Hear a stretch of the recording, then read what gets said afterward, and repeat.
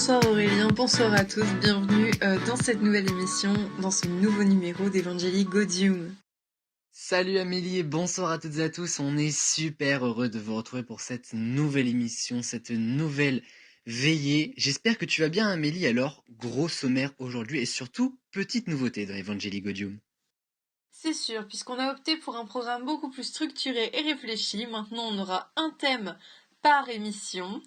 Et le thème de cette émission de ce soir, puisqu'on est en novembre et que bon nombre de personnes sont dans le besoin et malheureusement passent l'hiver dehors, nous allons nous tourner vers la solidarité. Absolument ma très chère Amélie, et puisque nous sommes en train de parler de solidarité, nous faisons appel à vous comme chaque année sur EITV et dans toute la France, vous le savez certainement, nous sommes en plein week-end du Téléthon, comme chaque premier week-end du mois de décembre, on récolte énormément de dons et ce pour la 34e fois puisque c'est la 34e édition du Téléthon. Alors vous connaissez déjà les fondamentaux, 36-37 c'est la ligne du don ou téléthon.fr pour les plus 2.0 d'entre vous, ça c'est notre petite partie solidarité mais évidemment toute cause est bonne à prendre et à prendre en conscience. C'est d'ailleurs ce qu'on va vous proposer ce soir avec un sommaire très chargé. Et c'est Amélie évidemment qui sera de retour avec sa Lectio Divina. Attention pour ce mois de décembre et à quelques jours de Noël nous vous proposons, elle vous propose en tout cas, Ésaïe chapitre 58. Puis nous retournerons en hiver 1954 dans le froid, mais surtout sur les pas de l'abbé Pierre et dans sa création de l'association Emmaüs pour le Docu-News d'Aurélien. Fin d'émission, Amélie accueillera dans son interview Nathan Junior. Il nous parlera de sa vie. Je vous rappelle que c'est une veillée solidaire, donc je ne vous en dis pas plus. Vous allez découvrir un très très beau témoignage. Mais tout d'abord, le saint du jour avec Saint Gérald. Nous sommes aujourd'hui le samedi 5 décembre et c'est entre les deux premiers dimanches de l'Avent que nous nous retrouvons pour fêter les Géraldes. Alors notre saint du jour était un très très grand homme, vous ne le saviez peut-être pas, je vais tout vous expliquer. Il était notamment archevêque de Braga, rien que le nom. Braga, c'est une petite cité qui se trouve toujours à l'heure actuelle au Portugal. Mais ne vous y trompez pas, notre Saint Gérald, lui, il est bien français. Je vais vous raconter son histoire. Géraud ou Gérald de Moissac est né en Quercy. Alors il s'agit là d'une ancienne province française qui correspond aujourd'hui à l'heure actuelle à une partie du Lot en France. Et par ailleurs, chose assez étrange, mais on ne connaît pas la date de naissance de Gérald de Moissac. On sait juste où il est né, on connaît sa date de mort, mais on ne connaît pas sa date de naissance. Impossible donc malheureusement d'identifier son âge. Il a été élevé par sa famille dans l'abbaye de Saint-Pierre de Moissac, d'où son nom, où il devient dans un premier temps bibliothécaire. Il devient par la suite bénédictin. Alors pour la petite histoire, j'ai déjà parlé des bénédictins au sein d'Evangelii Gaudium, sans même dire de quoi ou de qui il s'agissait là. Faut avouer, à moitié pardonné, les bénédictins qui sont-ils? Ce sont des religieux qui sont sous l'ordre de Saint Benoît. Ainsi donc, quand je dis que quelqu'un devient bénédictin, il rentre dans les ordres sous Saint Benoît, tout simplement. Et c'est ce qui est arrivé donc pour Gérald de Moissac. Dès lors, il se met à enseigner la grammaire et la musique au sein de l'abbaye. Il dirige même les chants. Alors qu'il est à Toulouse, en visite, il est repéré par Bernard de Sédirac, l'archevêque de Tolède. Et Tolède, c'est en Espagne. Cet homme n'est vraiment pas n'importe qui, car il est chargé de réorganiser l'Église dans tout le pays espagnol, puisque vous le savez, l'Espagnol était sous conquête arabe, les Arabes n'y sont plus, donc il faut tout reconstruire, y compris l'organisation des églises même. L'archevêque aime tout particulièrement la beauté de la liturgie d'une manière générale, et il se trouve qu'il est tombé sur la bonne personne à travers Gérald de Moissac, puisqu'il dirige les chants et la musique au sein de son abbaye. Il l'embarque avec lui pour que Gérald devienne le chef de chœur de Tolède. Et de là démarre la grande aventure. La renommée de Gérald pour la musique est portée jusqu'à très loin dans l'Église européenne, très très loin, si bien que sa réputation résonne aux oreilles du clergé de Braga, au Portugal. Ce dernier veut carrément débaucher Gérald de Moissac comme évêque à Braga au Portugal. Rendez-vous bien compte du chemin parcouru. Cette proposition ne se refuse pas et Gérald de Moissac devient archevêque de Braga en 1100. Sa mission, il l'a réussi haut la main, c'était de remettre de la ferveur dans un diocèse délaissé et même presque entièrement déchristianisé. Le clergé a donc eu une excellente idée, en somme, d'intégrer Gérald de Moissac dans l'archevêché. Il y restera 9 ans archevêque de Braga avant de quitter ce monde, puisqu'il est décédé le 5 décembre 1109 à Vila Puca de Aguiar. Vous excuserez mon accent portugais qui n'est pas merveilleux. Mon accent français n'est pas nécessairement mieux. Il est enterré à Braga, c'est donc la ville qui l'avait accueilli en tant qu'archevêque. Alors aujourd'hui, qu'est-ce qu'il nous reste de cette histoire? C'est un nom, Gérald, et une fête le 5 décembre de chaque année en hommage à la date de mort de Gérald de Moissac, le 5 décembre 1109. Notre saint, vous l'avez vu, c'était une star de l'époque. Il a vécu une vie incroyable au sein de divers pays et de divers diocèses. Et nous concernant, petits Français que nous sommes, c'est une vraie fierté d'avoir un saint comme lui. Vous en savez désormais un petit peu plus sur Saint Gérald et vous le voyez, il a vraiment eu une vie de star, on peut le dire, au Moyen-Âge. L'autre star de cette émission, c'est tout de même Amélie et elle vous emmène dans l'Ancien Testament, Ésaïe chapitre 58, lu, analysé, décrit par Amélie, mais que demande le peuple? Ésaïe, chapitre 58. Le vrai jeûne. Crie à pleine voix sans te retenir. Fais retentir ta voix comme une trompette et révèle à mon peuple sa révolte, à la famille de Jacob ses péchés. C'est moi que, jour après jour, ils consultent. Ils veulent connaître mes voies. Comme une nation qui aurait pratiqué la justice et n'aurait pas abandonné le droit institué par son Dieu, ils me réclament des jugements conformes à la justice, ils désirent se rapprocher de Dieu. À quoi nous sert-il de jeûner, si tu ne le vois pas, de nous humilier, si tu n'y fais pas attention? C'est que, le jour où vous jeûnez, vous accomplissez vos propres désirs et traitez durement tous vos ouvriers. Votre jeûne débouche sur des procès et des disputes, sur de méchants coups de poing. Vous ne jeûnez pas, comme vous le faites aujourd'hui, de manière à faire entendre votre voix là-haut. Est-ce un jeûne de ce genre que je préconise, un jour où l'homme s'humilie? S'agit-il de courber la tête comme un roseau? Faut-il se coucher sur le sac et la cendre? Est-ce cela que tu appelles un jeûne? Un jour agréable à l'Éternel? Voici le genre de jeûne que je préconise. Détacher les chaînes dues à la méchanceté, dénouer les liens de l'esclavage, renvoyer libres ceux qu'on maltraite, mettez fin aux contraintes de toutes sortes, partage ton pain avec celui qui a faim, et fais entrer chez toi les pauvres sans foyer. Que tu vois un homme nu, couvre-le. Ne cherche pas à éviter celui qui est fait de la même chair que toi. Alors ta lumière jaillira comme l'aurore, et ta restauration progressera rapidement. Ta justice marchera devant toi, et la gloire de l'Éternel sera ton arrière-garde. Alors tu appelleras, et l'Éternel répondra. Tu crieras, et il dira, me voici. Oui.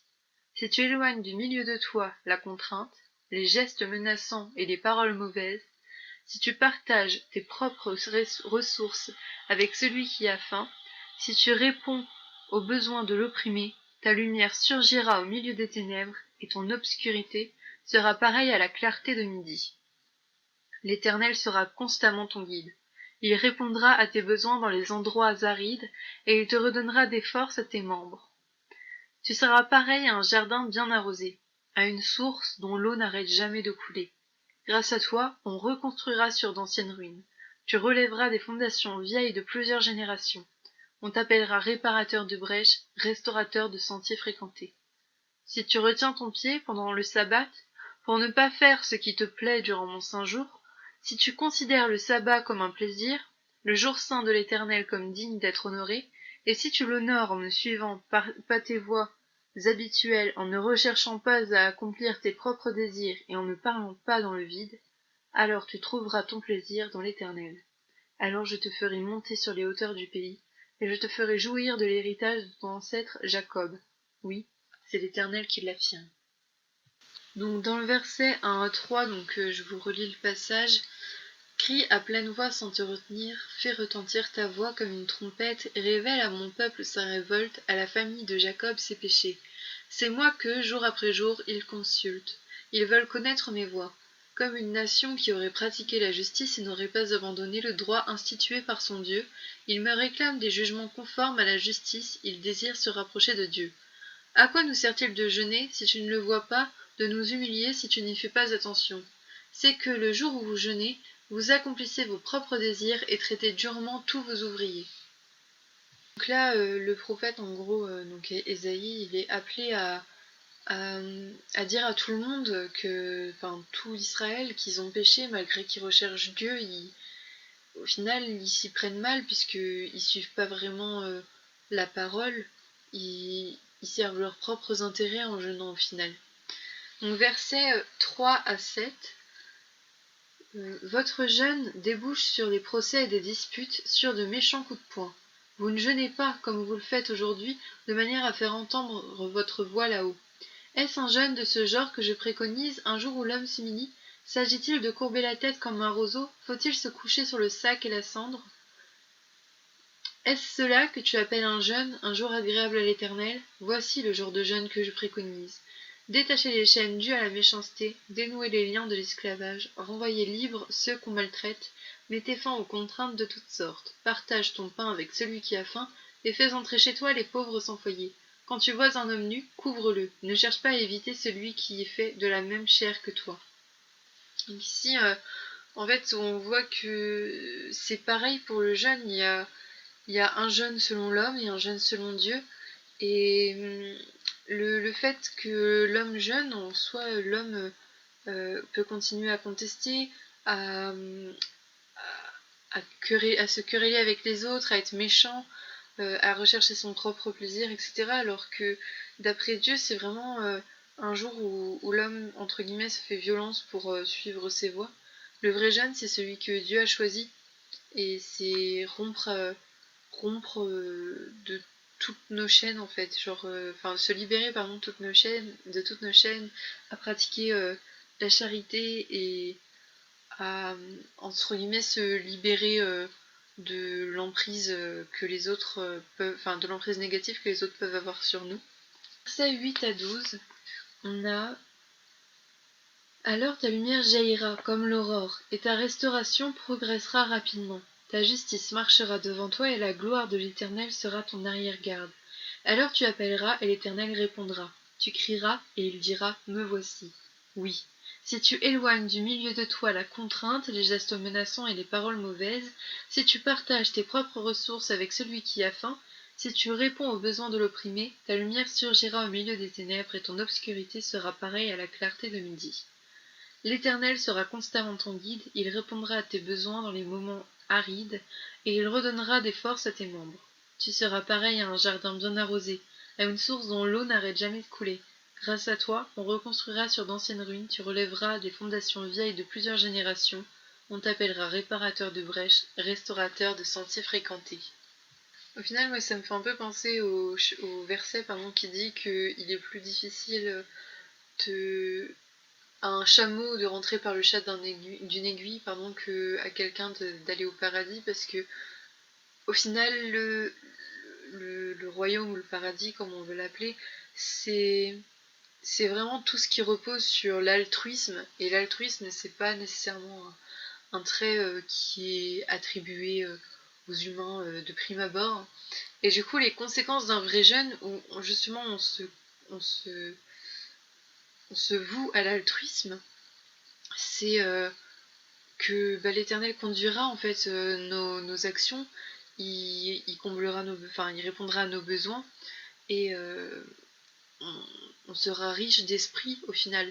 Donc même si on ne même si en fait on a tout ce qu'on a, on donne tout ce qu'on a aux pauvres dans la richesse matérielle, on aura toujours cette richesse de l'âme. Ensuite, enfin, versets 13 et 14. Si tu retiens ton pied pendant le sabbat pour ne pas faire ce qui te plaît durant mon saint jour, si tu considères le sabbat comme un plaisir, le jour saint de l'Éternel comme digne d'être honoré, et si tu l'honores en ne suivant pas tes voies habituelles, en ne cherchant pas à accomplir tes propres désirs et en ne parlant pas dans le vide, alors tu trouveras ton plaisir dans l'Éternel. Alors je te ferai monter sur les hauteurs du pays, et je te ferai jouir de l'héritage de ton ancêtre Jacob. Oui, c'est l'Éternel qui l'affirme. Donc en dehors du jeûne, il y a toujours l'observation du sabbat, donc du dimanche, du jour saint, selon la pensée de Dieu. Il faut tout. En fait, c'est comme le jeûne au final. Il faut vraiment se séparer de cette recherche de, de la fainéantise, si je puis dire, enfin de la paresse, du confort, se mettre hors de notre zone de confort et vouer vraiment notre journée à Dieu autant que c'est possible. Voilà, j'espère que ce chapitre vous aura inspiré autant qu'il l'a fait pour moi et maintenant nous nous tournons vers quelqu'un d'autant, enfin au moins d'autant inspirant. Nous nous tournons en effet vers l'abbé Pierre et vers le Docu-News d'Aurélien. Pour ce Docu-News en ce début décembre, je vais vous emmener dans un voyage dans le temps. Alors loin de moi l'idée de vous conter les histoires un petit peu comme dans Must avec Maëva, mais celle-ci, elle vaut le détour. Voici la belle histoire de l'abbé Pierre et Emmaüs. Elle démarre le 5 août 1912. Ce jour-là, naît dans une famille plutôt bourgeoise, le petit Henri Grouès, c'est à Lyon. Il est cinquième d'une famille de 8 enfants, une grande famille, ainsi dit. Il suit depuis son plus jeune âge son père lors d'actions d'aide envers les sans-abri et les mendiants. C'est donc un petit catholique qui est déjà un fervent serviteur de Dieu. Et à ses 16 ans, en 1928, Henri réalise un pèlerinage à Rome. Le pèlerinage, si j'ose dire. Selon ses propres mots, il est, je cite, frappé d'un coup de foudre avec Dieu. Et dès ce jour-là, il veut rentrer dans une communauté de frères. Mais il faudra prendre son mal en patience, car Henri est encore trop jeune pour rentrer dans les ordres. En 1931, il prononce ses vœux de chasteté, de pauvreté et d'obéissance à Jésus. En somme toute, il entre enfin dans les ordres alors qu'il n'a que 19 ans. Toutes les parts aisées qu'il peut recevoir de sa famille par héritage, il les refuse ou les envoie directement à des œuvres caritatives. Il passe sa formation spirituelle chez les Capucins, dans un couvent en Drôme où il y restera 7 années de sa vie. Henri sera d'ailleurs particulièrement marqué par l'adoration quotidienne de nuit. Quand je dis Henri, par ailleurs, à l'époque, on l'appelait déjà frère Philippe. Après sa formation, il devient diacre à la fin de 1937 et prêtre ensuite 8 mois plus tard.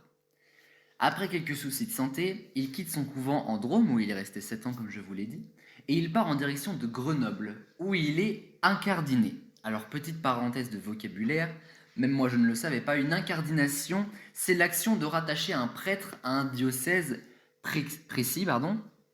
Cette action, elle est purement juridique, ça n'a rien à voir avec le spirituel, et sans cette action-là, un prêtre catholique ou orthodoxe ne peut pas animer la messe, la liturgie. Donc voilà, c'est un rattachement juridique, ainsi dit. Repartons de notre histoire. En 1939, vous le savez, sonne le glas de la terrible Seconde Guerre mondiale.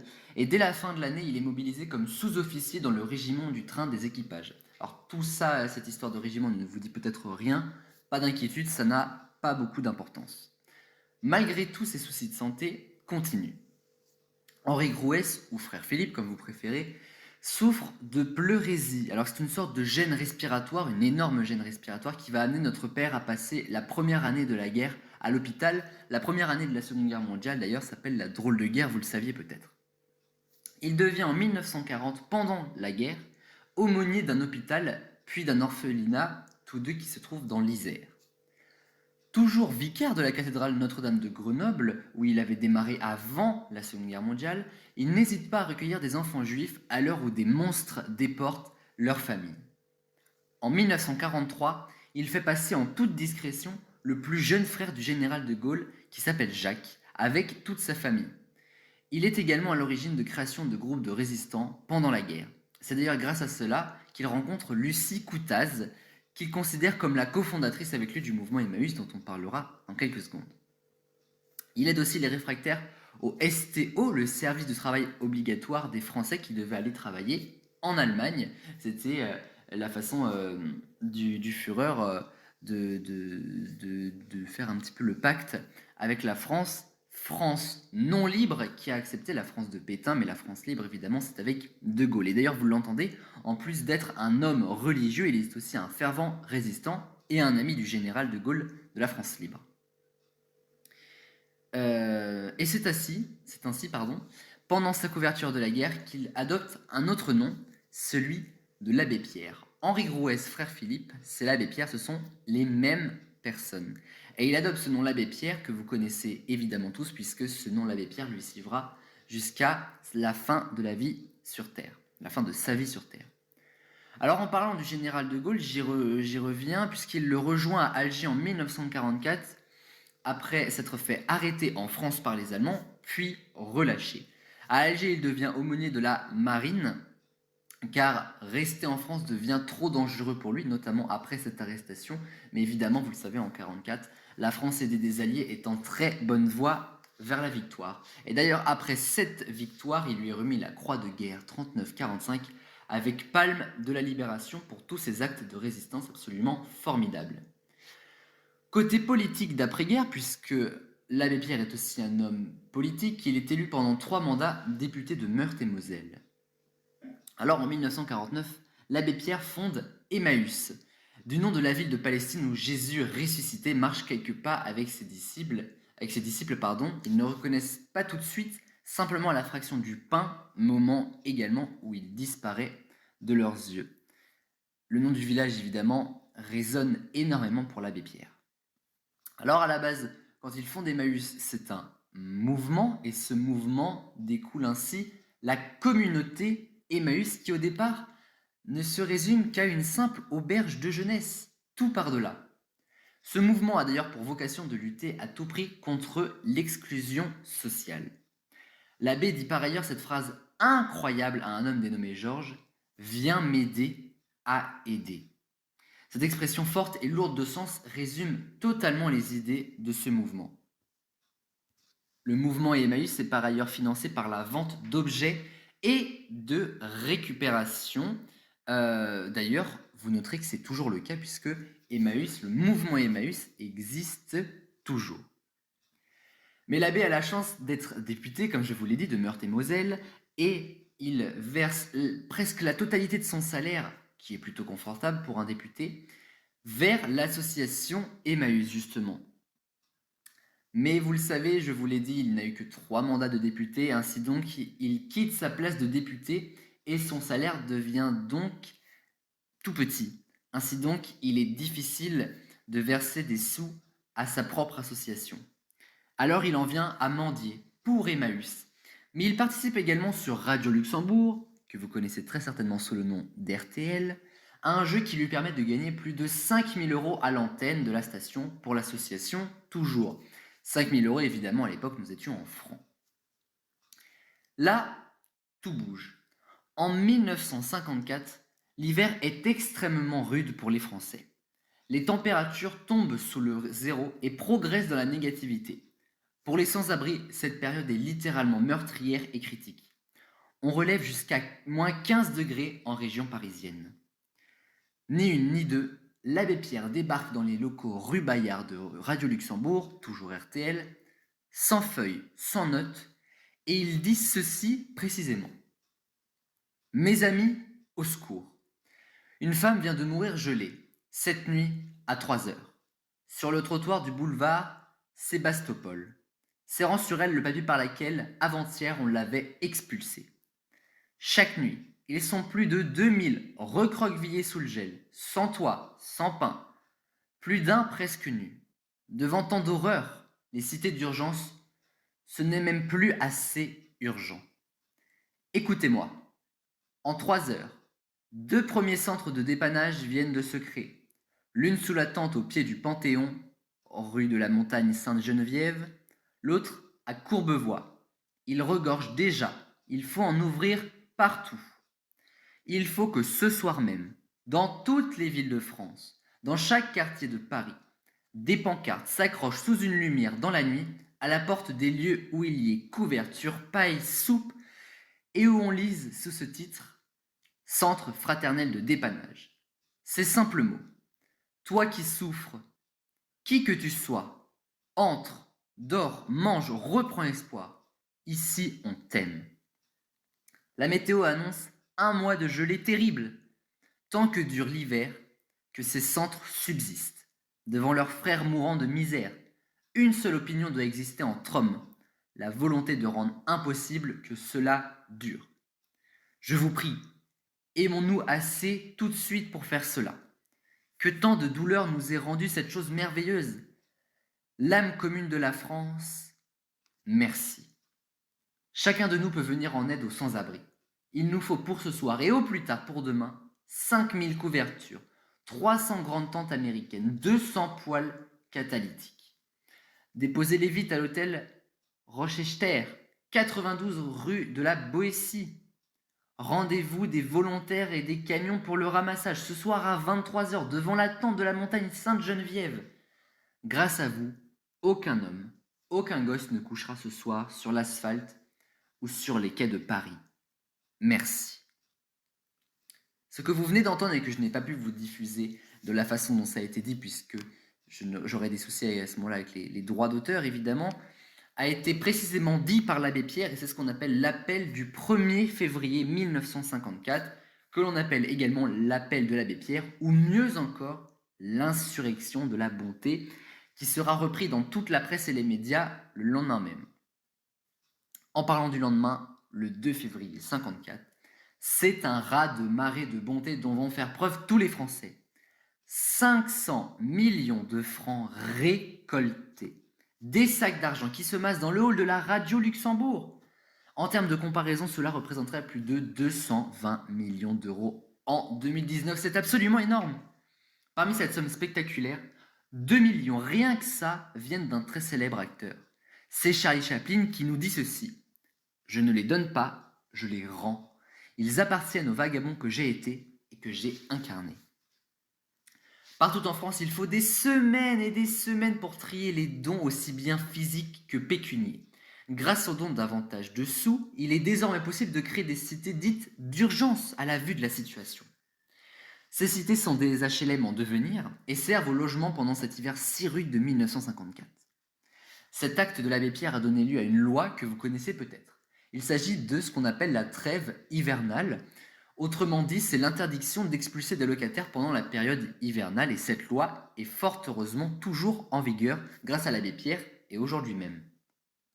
De plus, cet hiver aussi impitoyable qu'incroyable a donné lieu, et je vous invite à aller le voir et Amélie également, à un film sorti en 1989 avec l'excellent Lambert Wilson dans le rôle de l'abbé Pierre.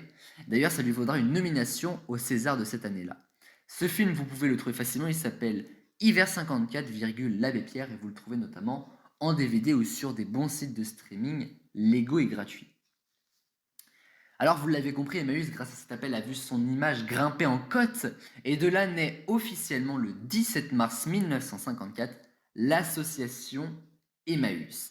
Elle a pour but d'unifier toutes les communautés Emmaüs qui sont nées à travers un petit peu toute la France pendant ces mois de février et de mars.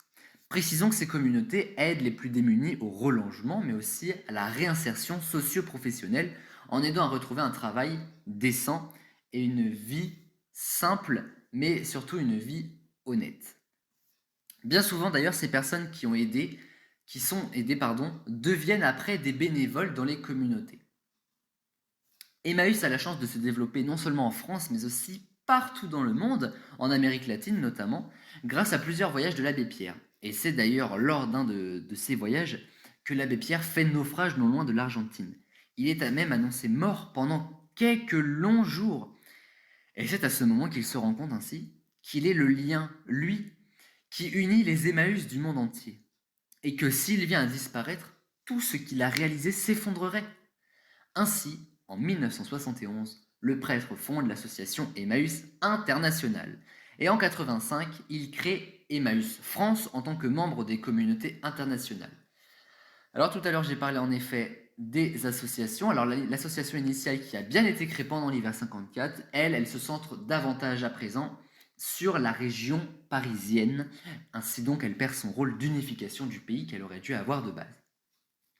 Afin de continuer son combat contre l'isolement, l'abbé Pierre fonde avec son ami Raymond Étienne la Fondation Abbé Pierre en 1988. Et elle est d'ailleurs reconnue d'utilité publique 4 ans plus tard. Cette fondation aide à l'accès au logement et à une vie digne au sein de la société.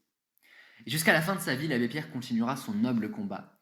Et ce dernier a perduré après sa mort, puisque ce grand homme s'est éteint le 22 janvier 2007 à 5h25 du matin des suites d'une infection du poumon.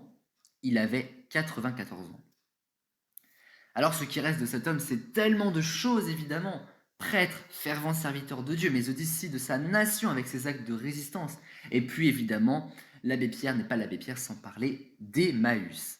L'abbé Pierre est un homme unique et nous nous accordons tous à dire qu'il a mené un parcours extraordinaire, fait de chacun de ses actes dans sa vie une morale ou une nouvelle action, toujours dans la bienveillance et l'amour de son prochain. Un hommage national lui a été dédié, ça a été d'ailleurs demandé par Valéry Giscard d'Estaing qui nous a quittés il y a quelques jours, c'est notre manière de lui rendre hommage également. Et des obsèques lui ont été également faites, c'était le 26 janvier 2007 en la cathédrale de Notre-Dame de Paris, où de très nombreuses personnalités, mais aussi des anonymes, se massent de monde pour rendre un vibrant hommage à l'homme aux 1000 vies. Notons également que des hommes venus des communautés musulmanes, orthodoxes ou encore bouddhistes, des hommes qui pèsent un petit peu dans ces religions, sont venus rendre un dernier hommage au cercueil de l'abbé Pierre en déposant des cadeaux. Ça a été d'ailleurs un geste salué par les religions et par la générosité. L'abbé Pierre avait beaucoup de contacts avec tous les prêtres qui se sont succédés pendant son existence, mais aussi tous les papes qui se sont succédés. Tout le monde connaissait l'abbé Pierre et l'abbé Pierre connaissait tout le monde, également des personnalités connues telles que Coluche, qui, pour la petite anecdote, offrira pas moins d'1 million d'euros à Emmaüs, ou encore Albert Einstein avec qui il a discuté de désarmement des pays du monde, et également Charles de Gaulle avec qui il était très proche, rien que ça. Alors Emmaüs existe à l'international, il y en a dans tous les pays. Des communautés Emmaüs, il y en a plus de 190 rien qu'en France et un petit peu partout dans le monde grâce à Emmaüs International notamment. L'abbé Pierre nous a quittés il y a maintenant 13 ans, 14 le mois prochain. C'est une personne qui manque, mais qui grâce à la ferveur sans nom, grâce à sa ferveur sans nom, et ainsi j'espère vous avoir fait découvrir plus en détail cet homme tellement important. Alors vous l'avez vu, l'histoire de l'abbé Pierre et de son association Emmaüs est absolument incroyable et à nul autre pareil. J'en profite d'ailleurs évidemment pour dire au nom d'Evangelii Gaudium que si vous voulez faire un don pour cette association, vous êtes évidemment les bienvenus, cela va de soi. Autre parcours de vie et retour dans le présent parce que je vous avoue qu'en hiver 54 j'avais vraiment pas chaud. On va se réchauffer auprès de l'interview de Nathan Junior, il a beaucoup à nous apprendre. La parole est à lui de cette interview recueillie par Amélie. Donc bonjour, je me présente. Moi c'est Junior, Nathan Junior. J'ai 26 ans. Dans la vie de tous les jours, je suis ingénieur en agroalimentaire. Je me suis spécialisé en recherche et en qualité. Voilà, je suis parisien, je suis dans le 16e, je bosse à Besançon. Et quoi d'autre, voilà, je suis à Paris depuis un petit moment et j'aime cette ville, tout simplement. Donc, quoi d'autre, je dirais, je suis chrétien, très important, ça fait partie de moi. Et si j'avais quelque chose à ajouter d'autre, je dirais que je suis quelqu'un d'altruiste. Je me soucie en fait du bien-être des autres et je pense fondamentalement que les hommes sont bons. Ils ont juste besoin en fait d'une opportunité de manifester leur bonté envers les autres, tout simplement. Donc je crois en l'homme et je crois. Donc, pour parler de ma personne, je dirais tout simplement que je suis né dans une famille, on va dire, équilibrée. Donc, je suis l'aîné, j'ai une petite sœur et un petit frère, voilà. J'ai quitté le cocon familial assez tôt, je suis parti à l'étranger pour mes études, j'ai été dans notre pays. Et puis après, je suis revenu. Mais très tôt, en fait, j'ai vécu tout seul et j'ai appris à me faire des amis pour en faire une famille, voilà. Donc je crois vraiment en l'amitié, j'ai des valeurs très sociales et puis je suis quelqu'un en fait d'assez ouvert. J'aime rencontrer du monde et puis j'aime partager avec ceux qui m'entourent ce que je sais et ce que j'ai à leur donner. Et c'est de là en fait qu'est parti mon intérêt en fait pour quelque chose, c'est pour aider ceux qui sont dans le besoin. Et c'est dans cette optique en fait que je suis rentré dans une association, donc une association chrétienne qui s'appelle FESIDEV et qui est une association. Donc je disais qu'il est une association humanitaire. Donc le principal but et la volonté de vivre de cette association, c'est d'aider les personnes qui sont dans le besoin. Fondamentalement, c'est le principe initial et puis cela peut prendre différentes formes. Ça peut être à destination de différentes personnes de différents continents. Donc l'association, dans sa forme initiale, avait pour but d'apporter en fait un peu de chaleur à ceux qui n'en avaient pas, un peu de bien-être, un peu d'amour. Donc nous avons commencé par faire des missions humanitaires dans des pays sous-développés ou en voie de développement, on va dire, dans des zones ravagées par la guerre, ravagées par la maladie, voilà, où on allait faire des interventions pour faire des dons, pour construire des écoles, des orphelinats. Et puis après, cela s'est élargi avec la multiplicité en fait des compétences des membres de l'association, donc des médecins, des chercheurs, des ingénieurs. Et chacun, en fait, selon ses compétences, a pu apporter en fait un aspect nouveau de l'aide en fait qu'on pouvait apporter aux personnes. Donc, on a fait des missions humanitaires à caractère, on va dire, santé, pour faire par exemple des opérations dans des zones défavorisées où les personnes n'ont pas les moyens de se payer des opérations, on va dire, coûteuses, mais pourtant critiques pour leur vie. Nous avons été dans des pays où les personnes manquaient cruellement, tout simplement d'eau potable. Et on a pu, en fait, de par les compétences diverses et de par la volonté des bénévoles ou des membres de l'association, en fait, aider et toucher différentes personnes dans différents milieux. Et je pense vraiment qu'en fait, on devrait de plus en plus encourager ce genre d'initiative de nos jours. Vous voyez, il y a des personnes dans d'autres sociétés, en fait, qui n'ont pas les mêmes, je ne dirais pas chance, mais qui n'ont pas le même confort que nous avons. Et je pense que c'est important d'apporter un peu sa contribution, voilà, à sa manière, tout simplement. J'ai connu cette association par, on va dire, entre guillemets, mon mentor, mais c'est plus comme un grand ami, un grand frère, voilà, un médecin que j'ai rencontré à Paris dans le cadre, en fait, de mes activités chrétiennes. Et il m'a parlé de cette association et tout de suite, j'ai accroché, j'ai voulu m'intégrer, j'ai voulu, on va dire, apporter ma pierre à l'édifice, tout simplement, parce que vous savez, il est plus facile d'attacher un paquet quand on est à plusieurs, en fait. Et il est plus facile d'aider les autres quand on est nombreux et quand on donne tous un peu de chacun. On arrive à faire de très grandes choses, croyez-moi, on peut aller très loin, on peut faire des choses qu'on n'imaginait pas quand on est plutôt seul, on va beaucoup plus loin avec d'autres personnes. Et dans cette optique, en fait, je me suis rapidement retrouvé embarqué dans une aventure humaine, je dirais, incroyable. Je bénis Dieu tous les jours de ma vie pour avoir l'opportunité d'aider les autres et aux côtés d'autres personnes qui ont... Donc voilà, je suis dans l'association depuis bientôt un an. Et cette année, en fait, l'association a pris une autre tournure, une autre dimension avec le confinement. On a eu de nouvelles problématiques. Et chaque jour, en fait, on va dire, on se réinvente, on adapte, en fait, nos aides aux personnes qui ont des besoins de plus en plus différents. Voilà. Et la dernière mission à laquelle j'ai participé, elle est en cours là. Nous sommes donnés comme objectif, en fait, pendant le coronavirus et pendant le confinement, de rencontrer les étudiants, donc des résidences universitaires, notamment des CROUS, des étudiants en situation de précarité pour leur apporter des paniers alimentaires, tout simplement. Donc, en fait, nous avons contacté des banques alimentaires en Ile-de-France et d'autres personnes qui avaient la volonté d'aider ces jeunes-là, ces jeunes étudiants. Et nous confectionnons en gros des paniers que nous apportons dans les résidences aux étudiants, on va dire, les week-ends. Et j'en profite pour le dire un peu, nous sommes à la recherche toujours de vivres et de bonnes âmes qui voudraient, de personnes qui voudraient d'une manière ou d'une autre apporter leur contribution. Voilà, essentiellement nous prenons des denrées, basiquement et simplement des denrées alimentaires, quelle que soit la forme et la quantité. Nous nous en servir en fait pour aider plusieurs. Voilà, donc nous avons commencé dans les résidences du 18e à distribuer comme ça, voilà, et à rencontrer des jeunes qui sont isolés de leur famille, qui ont perdu leur boulot, qui sont, on va dire en fait, dans une situation un peu comme celle que nous vivons tous en ce moment, confinés dans nos maisons. Et le but étant, voilà, de leur apporter un peu de chaleur, un peu de compagnie, et puis surtout de leur donner un geste en fait, mais un geste d'amour, parce qu'au fond, ce n'est pas la valeur de ce qu'on donne qui compte en fait, mais la portée en fait. Donc, actuellement, nous le faisons. Si vous êtes étudiant et que vous entendez ma voix, peut-être qu'on passera chez vous bientôt, qui sait. Si vous êtes Pourquoi est-ce que je me suis engagé dans cette association? J'ai vécu en fait différentes situations dans ma vie en fait, dans des moments où j'aurais aimé qu'on fasse de même pour moi.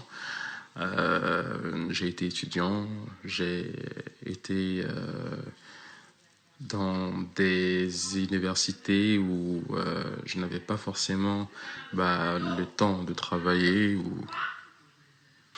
ou alors, vous savez, le milieu étudiant, par définition, en fait, quand on est étudiant, en fait, on est fragile, en fait. Où on est pris entre nos études, le job étudiant, la réussite, la famille qui n'est pas toujours proche. Et voilà, il y a des fins de mois qui sont plus difficiles que d'autres. Et je pense que c'est d'autant plus vrai lorsqu'on est étudiant et qu'on se retrouve confiné dans une chambre étudiante. Voilà, c'est pas fort. Enfin, je dirais, c'est pas toujours simple en fait. Hein, c'est pas toujours simple. Et je me suis senti concerné en fait, parce que j'étais étudiant il y a pas très longtemps, au fond, et que j'aurais aimé tout simplement qu'on fasse de même pour moi en fait. Donc je me suis engagé, je suis engagé, et j'engage tous ceux qui sont autour de moi à l'être, parce que je crois que c'est une cause importante.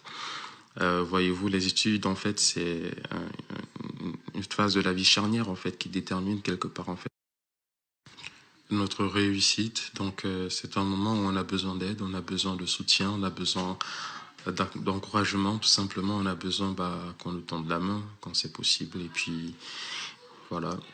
Donc les difficultés, je dirais les difficultés, il n'y en a pas en réalité, parce que on rencontre des étudiants qui viennent de partout, du sud de la France, du nord, du centre, qui viennent de l'Europe de l'Est, de l'Europe du Nord, qui viennent de l'Asie, qui viennent de l'Afrique, qui viennent même du Moyen-Orient, du Maghreb. Et c'est énorme en fait, les parcours différents, les origines différentes, les expériences différentes en fait. On échange, on discute, on a plus l'impression en fait de passer du bon temps en fait que de faire quoi que ce soit d'autre en fait. J'ai pas le sentiment de faire quoi que ce soit qui soit difficile. Bien au contraire en fait, c'est une belle opportunité pour moi en fait. J'ai rencontré des personnes magnifiques, des jeunes motivés, déterminés à réussir, qui travaillent dur et qui ont tout quitté, ou alors qui paient différents prix pour revenir. Donc notre but, voilà, c'est d'étudier. Donc là, pour cette mission qui va durer pendant tout le confinement, c'est d'aider ces jeunes, ces étudiants, qui, comme moi, comme vous, peuvent traverser des situations pas toujours simples, des fois délicates. Et voilà. Et on a aussi un autre aspect à l'association, c'est l'aspect chrétien, parce qu'en fait, nous sommes chrétiens, donc on parle de l'amour de Dieu, on leur parle de ce que Dieu a fait pour nous, et on prie pour ceux qui ont besoin de prière, voilà, on accompagne ceux qui ont besoin d'accompagnement pour l'orientation, pour la vie étudiante, pour des démarches, enfin, on aide en fait comme on peut aider, on va dire, et on donne en fait ce qu'on a de mieux, c'est-à-dire Jésus, tout simplement.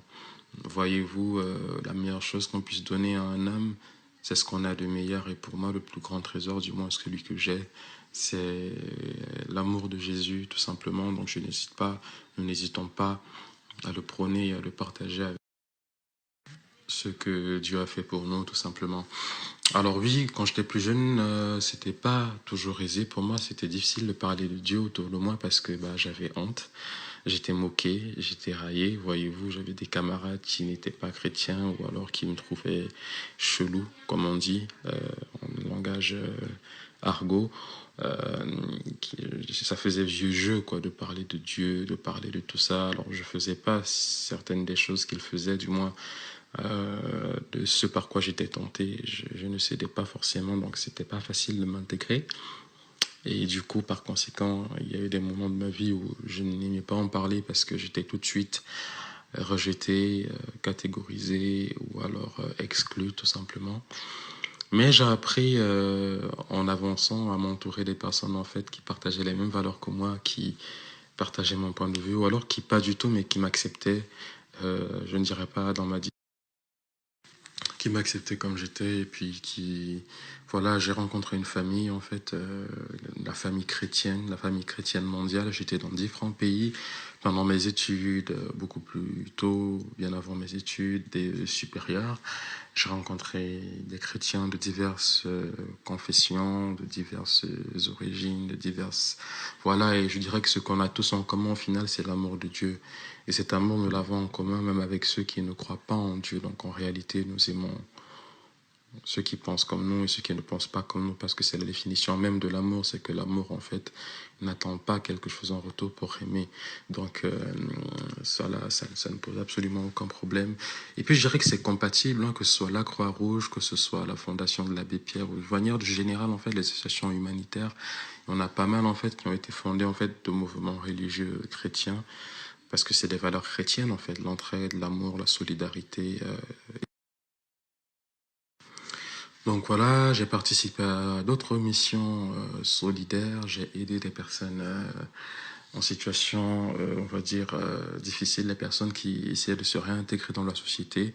À l'époque, j'étais étudiant, pareil au Mans.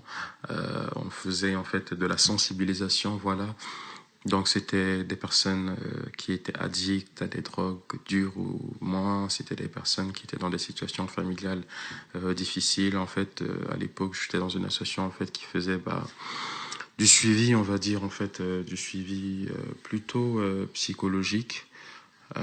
Nous étions formés, donc on travaillait en partenariat avec la Croix-Rouge. On faisait des maraudes aussi le soir dans la ville en fait pour rencontrer des personnes démunies, pour leur apporter des couvertures en hiver, des repas chauds, pour les orienter pour ceux qui ont des besoins de soins, de traitements, voilà. J'ai toujours essayé partout où j'arrivais en fait de, de m'intégrer dans une association, de donner un peu de moi, de donner un peu de ma personne. Et si j'avais un conseil à vous donner, ce serait de vous impliquer dans la société tout simplement et d'apporter un peu de vous aux autres parce que on a autour de nous des personnes, même si on ne le voit pas forcément, qui auraient plus besoin de nous qu'on ne le pense et puis ça apporte en fait une autre dimension à la personne que nous sommes. Nous sommes dans un monde en fait où nous sommes dans une société où nous ne sommes pas seuls. Et il est bon que les faibles soient soutenus par les forts, que les nécessiteux aient de l'aide de ceux qui sont dans l'abondance. Et je pense qu'en fait, les choses elles sont plus belles quand on est tous heureux. Donc, c'est important de contribuer un peu au bonheur des autres, tout simplement. Du moins, c'est les valeurs en lesquelles je crois. Donc voilà, ça c'était pour moi. Donc voilà, merci pour l'opportunité d'échanger avec vous. Que Dieu vous bénisse, qu'il vous garde. Et surtout, n'oubliez pas, il vous aime. Merci. Au revoir.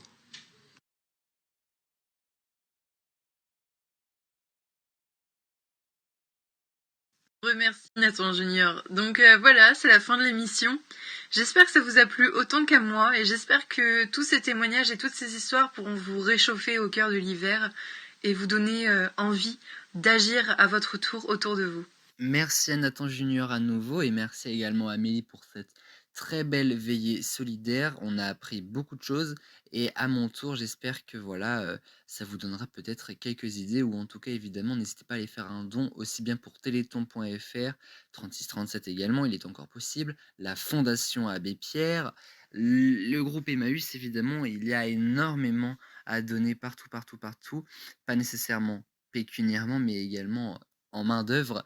Et c'est là-dessus que nous nous quittons. Le temps pour moi de vous rappeler également que le 24 décembre au soir, Evangelii Gaudium sera là. J'en ai déjà parlé, mais vraiment, on vous attend de pied ferme pour cette veillée de Noël qui va être absolument exceptionnelle. Merci Amélie, merci à vous toutes et à tous. Et on se donne rendez-vous, j'ose l'espérer, j'ose le croire, le 24 décembre au soir pour la veillée de Noël d'Evangelii Gaudium. D'ici là, passez un très bon mois sur ATV. Bonne soirée à tous.